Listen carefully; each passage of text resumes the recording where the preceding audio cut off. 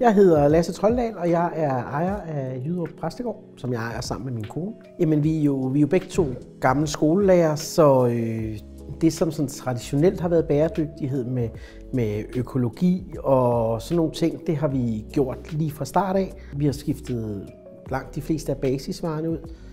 Vores mælk er økologisk, vores smør er økologisk, vores mel, alle melprodukter, alt hvad vi bruger til vores brød er økologisk. Altså vi prøver i hele vores produktion at bruge de ting, der sådan kommer tæt på. Så vi har en hel håndfuld af lokale leverandører, som vi gør brug af, og som vi synes giver mening.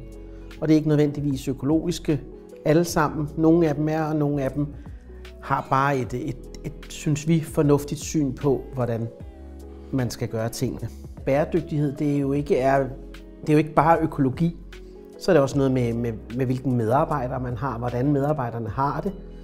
Der prøver vi jo også at gøre rigtig meget. Vi prøver at tage folk ind, der sådan er på kanten af arbejdsmarkedet, kan man sige. Vi har 2 flexjobber ansat, vi har 2 førtidspensionister ansat, vi har en på vej ind i noget jobafklaringsforløb.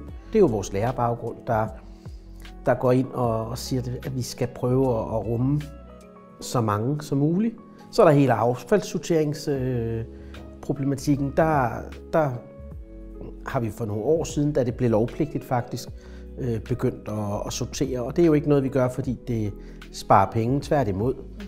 Det er meget billigere at smide det hele i en container og få den tømt, end det er at sortere. Vi sorterer selv selvfølgelig pap og glas og pant og alle de der ting fra. Så er der hele energiregnskabet på sådan et sted som vores. Der er det jo også sådan lidt en balance. Der er noget æstetik, som vi jo synes er vigtigt, og tingene skal se godt ud stadigvæk, men selvfølgelig skal vi også prøve at energioptimere.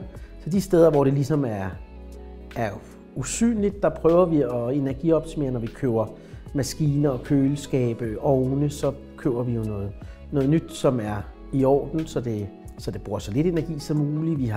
Når vi laver nye toiletter, så sørger vi for, at det er toskølstoiletter. I og med, at vi lige har lavet det her bæredygtighedshjul, så er vi jo kommet rundt om hele virksomheden